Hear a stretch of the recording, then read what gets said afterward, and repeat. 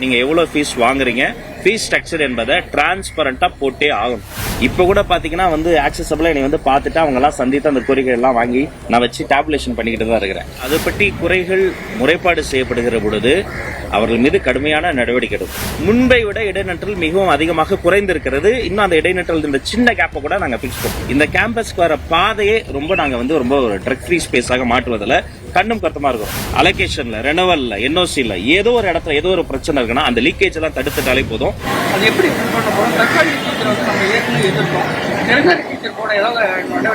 ஏற்கனவே ஒரு முறை நான் குறிப்பிட்டதை போல தென்னந்தர் அங்கங்கு எப்போது என்னென்ன பணியிடங்களை நிரப்ப முடியுமோ அதையெல்லாம் துறை சார்ந்த நடவடிக்கையின் மூலமாக செய்து கொண்டிருக்கிறார்கள். ஆனா சில விஷயங்கள் நீதிமன்றத்துல இருக்கு. இருந்தாலும் சில விஷயங்களை சட்டப்பூர்வமா அணுகணும், சில விஷயங்களை மனிதாபிமானத்தோட அணுகணும். அதையெல்லாம் கலந்து ஆலோசித்து முறைப்படி கவுன்சிலிங் எல்லாம் ஏற்பாடு செய்யப்பட்டு முறைப்படி கூட்டங்கள் நடத்தி அந்த இடங்களும் நிரப்பப்படும் என்பதை தெரிவித்துள்ளது. ஒவ்வொருத்தரா போதிய பாதுகாப்பு பள்ளிக்கூடத்தில் மடிக்கணிகள் நிறைய திருட்டு போயிருக்கு. இது வரைக்கும் ஒரு 100-200 இடத்துல இந்த மாதிரி திருட்டு போயிருக்கு. அதுக்கு போதுமான பாதுகாவலர்கள் போடப்படுமா? இல்ல, அதை பற்றி குறைகள் முறைப்பாடு செய்யப்படுகிற பொழுது அவர்கள் மீது கடுமையான நடவடிக்கை எடுக்கும். இது அந்த குழந்தைகளுக்கு சொந்தமானது. அதுல எங்களுக்கு காம்ப்ரமைஸே ஆக மாட்டோம். அது மட்டும் கிடையாது, எந்த வகையிலையும் அங்க எந்த ஒரு திருட்டு சம்பவமோ அசம்பாவிதமோ நடைபெறாம இருக்கணும். அங்கொன்றும் இங்கொன்றும் நடைபெற்றால் கூட உடனடியாக அது என்னுடைய கவனத்துக்கு கொண்டு வரப்பட்டு கடுமையான நடவடிக்கை எடுக்கப்படும் என்பதை உங்கள் மூலமாக தெரிவித்துக் கொள்கிறேன்.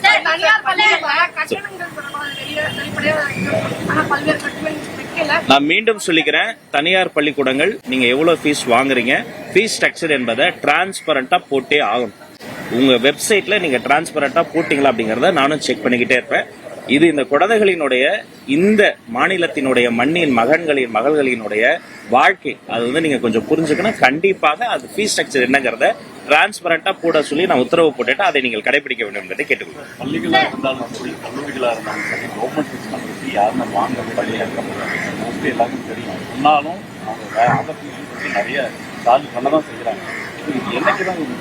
இல்ல, முன்னாடி இப்ப கடந்த காலத்தை பொறுத்த வரைக்கும் அவங்க பல இடங்கள்ல சில இடங்கள்ல தெரிந்தோ தெரியாமலோ தேர்ட் பார்ட்டி இன்வால்வ்மெண்ட்ல ஏதாவது லஞ்ச லாவணியத்தை யாருக்காவது காசு கொடுத்து அவங்களுக்கு வேணுங்கிற காரியங்களை செய்திருக்கலாம். அதை அவங்க பிரேக் பண்றது இப்படி செஞ்சிருக்கலாம்.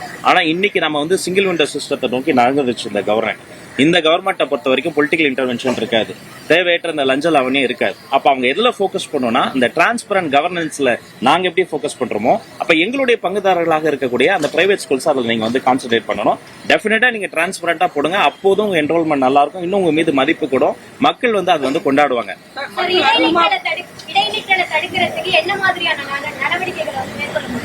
அந்த எந்த பள்ளிக்கூடத்துல அந்த குழந்தைகள் இடைநிற்றல் இருக்கு, என்ன காரணத்தினால இருக்கு, சோசியல் ஸ்டிக்மா இருக்கா, பொருளாதார ப்ராப்ளமா, இல்ல அந்த குடும்ப பின்னணியில் ஏதாவது ப்ராப்ளமாங்கிறத அந்தந்த மாவட்ட நிர்வாகத்தை சார்ந்தவங்க எல்லாம் நாங்க கணக்கெடுக்க சொல்லியிருக்கிறோம்.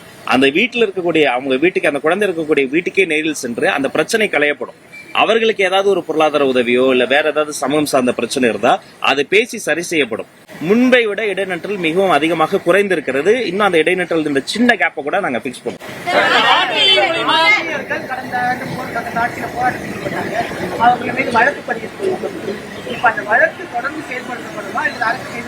இல்ல, வழக்குல 2 வகை. ஒன்னு நேரடியாக நீதிமன்றத்தை அணுகிற பொழுது அது நீதி பரிபாலனத்துல நம்ம தலையிடக்கூடாது. அங்க போய் முறைப்படி அந்த வழக்குல நம்ம என்ன சொல்லணுமோ அதை பேசி அவர்கள் கூட தான் நாங்க நிக்கிறோம். 2வது, அவர்கள் மீது வேற ஏதாவது இந்த வெஞ்சன்ஸோட அமைப்புகள் மீது, சங்கங்கள் மீது ஏதாவது அப்படி போட்டிருந்தாங்கன்னா அதெல்லாம் நாங்க என்டர்டெயின் பண்ண மாட்டோம். அதை நாங்க கைவிடுவோம். இல்ல, கோரிக்கைகள் அது கோரிக்கைகளுக்கு தான் சொல்றேன். அந்த கோரிக்கைகள்லாம் என்னென்ன சங்கத்துக்கு என்னென்ன கோரிக்கைகள்னு இப்ப கூட பாத்தீங்கன்னா ஆக்சசபிளா நீ பார்த்துட்டு அவங்க எல்லாம் சந்தித்து அந்த கோரிக்கை எல்லாம் வாங்கி நான் வச்சு டேபுலேஷன் பண்ணிக்கிட்டு தான் இருக்கிறேன். அதெல்லாம் அந்த கோரிக்கைகள் மீது நல்ல முடிவு எடுக்கணுங்கிறதா எங்களுடைய எண்ணமும். முன்பு இந்த துறைக்கு அமைச்சர்களாக இருந்த 2 பேர் இப்போ ஒரு மூத்த அமைச்சராக முக்கியம் அரசுல இருக்காரு. 2 பேருமே பாத்தீங்கன்னா ஒரு அமைச்சர் டிபிஐ வளாகத்துல விடிய மனுக்கள் எல்லாம் வாங்கினாரு. இன்னொரு அமைச்சர் பிடி தியாகராஜர் அதிகாலை 3 மணி வரைக்கும் மனுக்கள்லாம் கிட்டத்தட்ட 85 சங்க நிர்வாகிகள்கிட்ட வாங்கினாங்க. ஸோ அதுல பாசிபிளான கோரிக்கைகள்லாம் நிறைவேற்றி இருந்தா கூட ஒரு பாதி பிரச்சனை முடிஞ்சிருக்கு. அதான் 15 ஆண்டுகளாக அவங்க நிறைவேற்றல. அதை 15 நாட்கள்ல நிறைவேற்றணும் உங்களுடைய எதிர்பார்ப்பு இருக்கு. ஆனா நான் என்ன சொல்றேன், வாங்கி வைக்கிறது மட்டும் கிடையாது, அது ஒரு டெக்னிக்கல் ப்ராசஸ் இருக்கு. அதிகாரிகள்கிட்ட பேசணும், கிரீவன்சஸ் மீட்டிங் போடணும், தனித்தனியா சீக்ரிகேஷன் பண்ணணும், ஒரு மிடில் பாயிண்ட்டுக்கு நகரணும். சில விஷயங்களுக்கு நிவாரணம் தீர்வா இருக்கும், சில விஷயங்களுக்கு நிரந்தர பணி தீர்வா இருக்கும். அப்ப எந்த விஷயத்துக்கு எது தீர்வுங்கிறது அவங்க சம்பந்தப்பட்டவங்களோட வச்சு பேசணும். அதை நோக்கி தான் நம்மளும் நகரும். பணியில் இருக்கக்கூடிய ஆசிரியர்களுக்கு அந்த தேர்வு எழுத வேண்டிய கட்டாயம் இருக்கு. சுப்ரீம் கோர்ட் ஆர்டர் படி அதை மத்திய அரசு சிறப்பு கவனம் பெற்று அந்த இதை விலக்களிக்கணும்னு சொல்லி ஏற்கனவே இருந்த அரசு வெளியிட்டு இருந்தாங்க. ஏற்கனவே அந்த அமைச்சர் சொன்னாங்க. நீங்க அதை என்ன நடவடிக்கை? இப்ப அந்த தீர்ப்பு வந்த போதும் நான் பிரஸ்ல அதே தான் சொன்னேன். இன்னொரு வருஷம் வந்திருக்கு. அது சட்டப்பூர்வமா அதை இன்னும் அலசி ஆராய்ந்து அதன் மீது நடவடிக்கை எடுக்கப்படும். அவங்களுக்கு சேதாரம் இல்லாம அவர்களினுடைய நலன் தான் எங்களுடைய துறையினுடைய முதன்மை இலக்குகள்ல ஒண்ணு. அவர்களுக்கு எது நன்மை பயக்கும் அதை பேசி முடிவெடுக்கப்படும். கடந்த காலங்கள்ல கண்டிப்பா முதல் ஆமா ஆமா சொல்றேன் கடந்த ஆண்டு கொடுத்த புகார்களின் மீது ஏன் நடவடிக்கை எடுக்கப்படல, எந்த காரணத்துக்காக நடவடிக்கை எடுக்கப்படலங்கிறதையும் நான் விசாரிக்க சொல்லியிருக்கிறேன். இனி இப்ப வரக்கூடிய இந்த கல்வியாண்டு இப்ப தொடங்கி இருக்கு இல்லையா, அவங்களுக்கு ஃபீஸ் ஸ்ட்ரக்சர்ல இருந்து வேற ஏதாவது என்ன ப்ராப்ளம் வந்தாலும் சம்பந்தப்பட்ட பள்ளி நிர்வாகத்திட்டமே அவங்க முறையிடலாம். இல்லையா அவர்களினுடைய மாவட்ட கல்வி அதிகாரிகளை தொடர்பு கொள்ளலாம். இல்லைன்னா நேரடியாக என்னுடைய இயக்குநர்கள் இருக்காங்க, என்னுடைய செக்ரட்டரி சார் இருக்கிறாரு, என்னிடமே அவங்க முறையீடு செய்யலாம். அப்ப அவர்களை கூப்பிட்டு ஏன் இப்படி டிரான்ஸ்பரண்டா இல்லாம இருக்கீங்கன்னு சொல்லிட்டு எல்லாருமே என்ன வாங்குறாங்களோ அதை டிரான்ஸ்பரண்டா போனுங்கிறதுக்காக இப்படி ஒரு இதுக்கு முன்னாடி இல்லங்கிறதால தான் இப்படி ஒரு முடிவே நம்ம எடுத்துக்கிறோம். அப்ப இதை கடைபிடிக்க வேண்டியது எல்லாருடைய பொறுப்பு என்பதை சுட்டிக்காட்டி கடந்த காலங்கள்ல நாடு முழுக்க போகுது. நம்ம மாநிலத்திலையும் பல மாணவர்கள் பாதிக்கப்பட்டிருக்காங்க. ஒவ்வொரு நாளைக்கும் அதுல பிரச்சனை வந்துட்டு இருக்கு. ரீவலேஷன் அப்ளை பண்ண முடியல. அவங்க மாணவர்கள் உயர்கல்விக்கு போறதுல மிகப்பெரிய ஒரு சவால் இருக்கு. இந்த பிரச்சனையை தமிழக பள்ளிக்கல்வித்துறை எப்படி கையாளுது? எந்த மாணவர்களுங்க?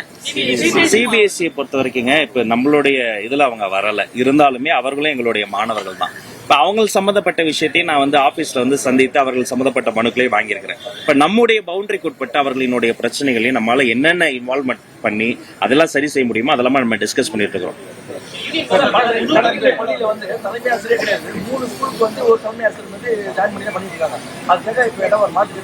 இல்ல ரெண்டு ரீசன்ஸ் தான் அதுக்கு. ஒண்ணு அந்த பெரிமீட்டரை பாத்தீங்கன்னா பள்ளிக்கூடம் இருக்கும், அங்க மாணவர்கள் குறைவா இருப்பாங்க. இன்னொரு இடத்துல ஆசிரியர்கள் அதிகமா இருப்பாங்க, மாணவர்கள் குறைவா இருப்பாங்க.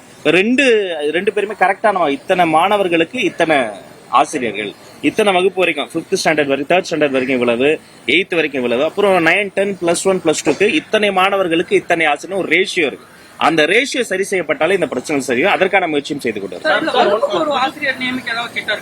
ஒரு வகுப்புக்கு ஒரு ஆசிரியரா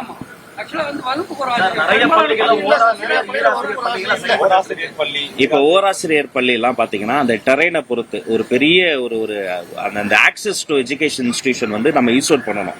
அந்த பகுதியில் இருக்கக்கூடிய மாணவர்கள் அந்த பள்ளிக்கூடம் மட்டும் தான் போக முடியும். இப்ப அந்த இடத்திற்கு கூடுதல் ஆசிரியர்களை நியமிக்க முடியாத ஒரு சூழல் இருக்கும். ஆனா அது ஒரே ஒரு ஆசிரியர் இருக்கிறாங்க, ஒரே ஒரு மாணவர் இருக்காங்க என்ற காரணத்தை காட்டி உடனடியாக அதை நான் நெக்லிஜிபிள் பண்ணிட மாட்டோம். அவங்களும் நாங்க எங்களுடைய இன்க்ளூசிவ் நேச்சர்ல அவங்களுக்கு என்னென்ன வசதிகள் தேவையோ, அவர்களுக்கு என்னென்ன இன்ஃப்ராஸ்ட்ரக்சர்ல இருந்து என்னென்ன சப்போர்ட் சிஸ்டம் வேணுமோ அந்த சப்போர்ட் சிஸ்டத்தை எக்ஸ்டெண்ட் பண்றோம். அரசு பள்ளிகள்ல தலைமை ஆசிரியருடைய பணி காலி பணியிடங்கள் இருக்கு அப்படின்னு சொல்றாங்க. 20 மாவட்ட கல்வி அதிகாரிகள் இல்ல அப்படின்னு சொல்றாங்க. பாமக சார்பில் அறிக்கையும் விடுறாங்க. அந்த அறிக்கையை நானும் பார்த்தேன். காலி பணியிடங்களை நிரப்புவது உடனே காலி பணியிடங்கள் இருக்குன்னு உடனே போற்ற முடியாது. அதுல ஒரு நிர்வாக சிக்கல் வருது. 2 பேர் ஒரே பணியிடத்திற்கு 2க்கும் அதிகமான அதிகாரிகள் 2க்கும் அதிகமான ஆசிரியர்கள் தேர்வாகிற பொழுது அவங்கள யாரு சீனியாரிட்டி, எந்த அடிப்படை, அவங்களுடைய டிகிரி, அவர்களினுடைய எக்ஸ்பீரியன்ஸ் அப்படின்னா அது ஒரு புரோட்டோகால் இருக்கு. அதன்படி விரைந்து முடிவெடுத்து விரைந்து அந்த பணியிடங்கள் நிரப்பதான் போறோம்.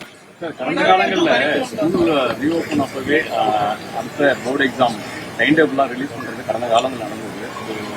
அது கடந்த காலத்துல நடந்ததுக்காக அதே பேட்டர்ன் பண்ணவும் கிடையாது. இந்த போர்டு எக்ஸாம் அந்த டைம்ல இந்த சொல்லுங்க பரவாயில்ல சொல்லுங்க நம்ம பண்ண போறோம் இல்ல அதுதாங்க. அவரு ஏன் போன வாட்டி பண்ண மாதிரி இந்த வாட்டி பண்ணலன்றாரு. அது அவங்களுடைய அந்த பேட்டர்ன் அப்படியே ஃபாலோ பண்ணலாம் ஒண்ணும் கிடையாது.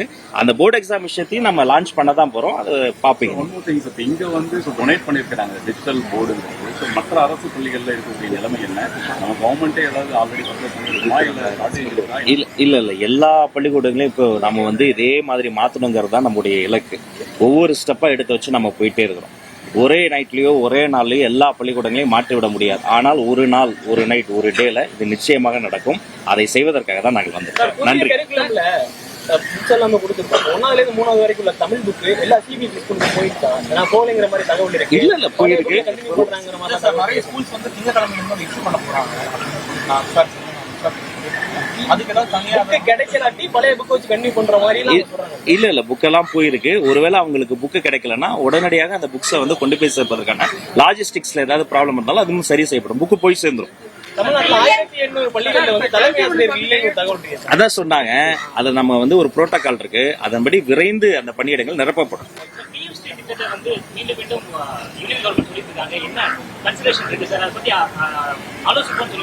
ஆமா சார், அதாவதுங்க நம்முடைய இருமொழி கொள்கையில எந்த வகையிலையும் நம்ம வந்து மாற போறதே கிடையாது.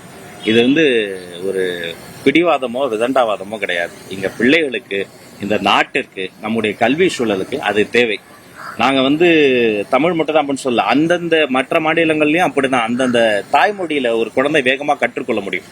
சர்வதேச அளவுல கல்வி சார்ந்த நிபுணர்கள் சொல்வது அதுதான். ஒவ்வொரு குழந்தைக்கும் அந்தந்த குழந்தைக்கு அந்த தாய்மொழி மூலமாக தான் வேகமான கற்றலை, திறன் சார்ந்த கற்றலை நம்ம வந்து சாத்தியப்படுத்த முடியும். ஒரு குழந்தைகிட்ட வீட்டுல நம்ம எந்த மொழியில பேசுறோமோ வகுப்பறையில அந்த மொழியில பேசும் பொழுது அதோடைய சிந்திக்கும் ஓட்டம் வந்து சீராகும். நீங்க வகுப்புல வேற மொழியில பேசுகிற பொழுது அதற்கு ஒரு வயசு தேவைப்படுகிறது. அப்ப உலகத்தோடு தொடர்பு கொள்வதற்கு ஆங்கில மொழியை நம்ம பயன்படுத்துறோம். அதன் பிறகு அதுல பல்வேறு விஷயங்கள் இருக்கு. ஒரு 4-5 மேட்டர்ல நம்ம வந்து கான்ட்ரடிக்ஷன் இருக்கு. அதனால இதை காரணம் காட்டி நாங்க வந்து ஃபண்டு தரமாட்டோம் என்று சொல்வது வந்து ஏற்புடையதல்ல. நிச்சயமாக இங்கோ அல்லது டெல்லிக்கோ சென்று கூட நேரில் கூட சென்று நாங்கள் பேசுவதற்கு தயாராக இருக்கிறோம். இதுதான் எங்கள் நிலை.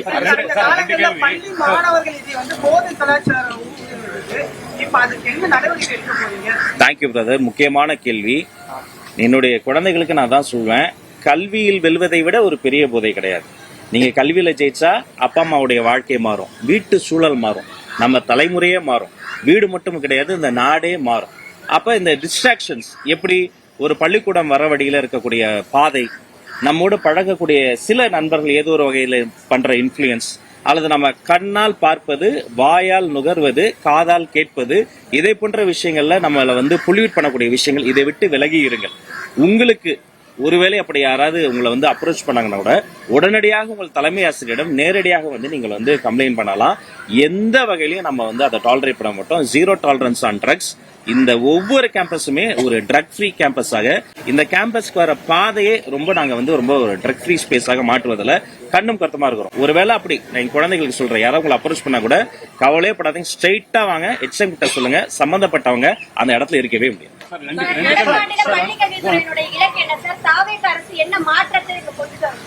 அனைவருக்கும் கல்வி ஆரோக்கியமான கல்விமா. கல்வி என்பது வெறும் அதீத மூட நம்பிக்கைகளை மட்டும் கிடையாது, அறிவியல் சார்ந்ததாக இருக்கணும், திறன் சார்ந்த கல்வியா இருக்கணும், திறமைகளை வளர்க்கக்கூடிய கல்வியா இருக்கும். ஒரு குழந்தைக்கு ஆட வரும், பாட வரும், ஒரு குழந்தைக்கு பேச வரும், ஒரு குழந்தைக்கு தான் எழுத வரும். அப்ப ஆட வர குழந்தையை ஆடவும் பாடவும் பேசவும் அவர்களின் தனித்தன்மையை வளர்ப்பதற்குமான ஒரு கேட்டலிஸ்ட் தான் இந்த கேம்பஸ். கல்வி என்பது என்ன, வெறும் கட்டிடமா உபகரணமா கிடையாது. கல்வி என்பது இங்க இருக்கக்கூடிய இந்த டீச்சர்ஸும் அந்த ஸ்டூடெண்ட்ஸும் அந்த கற்றலை, அந்த கல்வியை அந்த குழந்தைகளை தருவதற்கான அந்த டீச்சர்ஸ் வந்து அதை மட்டும் போக்கஸ் செய்வதற்கு அவர்களுக்கு தேவையான வசதிகளை செய்து தந்திருக்கிறோம். இப்ப அந்த மாணவர்கள் தரக்கூடிய அந்த பயிற்சிகளை வாங்கி உள்வாங்கி அவர்களினுடைய திறமை வளர்த்துக் கொள்வதற்கு அவர்களுக்கு ஒரு என்ஹான்ஸ்டு ஒரு என்விரான்மெண்ட்டை தரும். ஒரு செடியில ஒரு பூ பூக்கலன்னா அது அந்த செடியினுடைய பிரச்சனை கிடையாது, அந்த என்விரான்மெண்ட், அந்த சாயில், அந்த மேன்யூர், அந்த தட்பவெப்பம். ஒரு பிள்ளைக்கு ஒரு குழந்தைக்கு பாடம் வரல, படிக்க வரலன்னா அது குழந்தையினுடைய பிரச்சனையே கிடையாது, அதோட என்விரான்மெண்ட், குடும்ப சூழல், கல்வி சூழல், வகுப்பறை சூழல். அப்ப இந்த குடும்ப சூழலையும் கல்வி சூழலையும் வகுப்பறை சூழலையும் மேம்படுத்தி இந்த கல்வியை சமத்துவமான கல்வியா, எல்லோருக்குமான சமூக நீதி கல்வியா, எல்லோரையும் உள்ளடக்கிய கல்வியா, இன்க்ளூசிவா. இப்ப சில இடங்கள்லாம் பாத்தீங்கன்னா புள்ளி நடக்கும், என்ன உருவ கேள்வி நடக்கும், அந்த குழந்தையினுடைய ஒரு குழந்தைக்கு ஒரு தித்துப்பல் இருக்கும், ஒரு குழந்தையினுடைய நிறம், ஒரு குழந்தை எப்படி நம்ம வந்து உயர்கல்வியில ராகிங்க அறவே ஒழித்தோமோ அதே மாதிரி இங்க இருக்கக்கூடிய இந்த பள்ளி கல்வியில அந்த குழந்தையை டிஸ்ட்ராக்ட் பண்ணக்கூடிய போதையாக இருக்கட்டும், மற்ற பொல்யூட் பண்ணக்கூடிய விஷயங்கள் இருக்கட்டும், அனைத்தையும் கலைந்து ஒரே இலக்கு, உன்னத இலக்கு, அனைவருக்கும் கல்வி, ஆரோக்கியமான கல்வியை நோக்கி நாங்க வந்து உடற்கல்வி உட்பட எல்லாத்தையும் சென்று சேர்வதுதான் எங்களுடைய இலக்கு. விரைவில் பட்ஜெட் செக்ஷன் ஆரம்பிக்க போகுது. ஹையஸ்ட் பட்ஜெட் அலோகேஷன் வந்து நம்ம ஸ்கூல் எஜுகேஷன் தான். இந்த முறை பட்ஜெட் அலோகேஷன் எவ்வளவு இருக்கு வாய்ப்பு இருக்கு, புதிய திட்டங்கள் ஏதாவது வரதுகள் வாய்ப்பு இருக்கா? ரெண்டாவது மேனிஃபெஸ்டோவில் உங்களுடைய மேனிஃபெஸ்டோவில் ஸ்கூல் எஜுகேஷன் ரிலேட்டடா நிறைய அறிவிப்புகள்லாம் வந்திருக்கு, அது எப்போ இம்ப்ளிமெண்டேஷன் வருங்கிற எதிர்பார்ப்பும் நிறைய பேர் மத்தியில் இருக்கு. சின்ன திருத்தம் சகோதரருக்கு, ஹையஸ்ட் அலோகேஷன் சொல்லாதீங்க, மோஸ்ட் டிசர்விங் அலோகேஷன் சொல்லுங்க. இது ரிட்டர்ன் ஆன் இன்வெஸ்ட்மெண்ட் பாக்குற விஷயம் கிடையாது. 1 ரூபா போட்டு 2 ரூபா எடுக்கிறது முதல் கிடையாது, இது லாப கணக்கு கிடையாது, இது என்னுடைய கடமை. இந்த குழந்தைகளுக்கு ஸ்பெண்ட் பண்ணாம நாங்க எந்த குழந்தைக்கு ஸ்பெண்ட் பண்ண போறோம்? இப்படி ஸ்பெண்ட் பண்ணப்பட்ட ஒரு கேம்பஸ்ல இருந்து தான் மயில்சாமி அண்ணாதுரை வந்தாரு, இஸ்டோ சிவன் வந்தாரு, எங்க ஐயா கலாமே அப்துல் கலாமே அப்படிதான் வந்தாரு. அதனால இது மோஸ்ட் டிசர்விங் டிபார்ட்மெண்ட். இன்னும் கூட நிறைய தேவைப்படுது, இருக்கிறதே எனக்கு பத்தல, இன்னும் நிறைய தேவைப்படுது. அங்கங்க லீக்கேஜ் இருக்கு. அந்த லீக்கேஜ்லாம் சரி செய்யப்படணும். ஒரு உதாரணம் சொல்றேன். காலை உணவுல ஒரு 10 பேர் சாப்பிட்றாங்கன்னா அதற்கான ஒரு ஃபண்ட் அலோகேட். ஆனா உண்மையிலேயே 10 பேர் சாப்பிட்றதா கணக்கு கட்டிட்டு ஒருவேளை 8 பேர் தான் சாப்பிட்றாங்க, 2 பேர் வந்து போகஸா கட்டிட்டாங்க, மிடில் மேன் ஏதோ பண்றாங்கன்னா அவங்க மீது கடுமையான நடவடிக்கை எடுக்கப்படும். உபகரணங்கள் கொடுக்கறதுல ஊழல் பண்றாங்க, டெண்டர்ல முறைகேடு பண்றாங்க, கடுமையான நடவடிக்கை எடுக்கப்படும். அலோகேஷன்ல, ரெனவல்ல, என்ஓசில ஏதோ ஒரு இடத்துல ஏதோ ஒரு பிரச்சனை இருக்குன்னா அந்த லீக்கேஜ் எல்லாம் தடுத்துட்டாலே போதும். இன்னும் கொஞ்சம் நிதி ஒதுக்கீடு இதற்கு வந்து அவங்க கொடுத்துட்டாலே போதும். ஒரு நாள் இந்த கல்வி கனவுகள் பலிக்கும். அனைவருக்கும் நன்றி.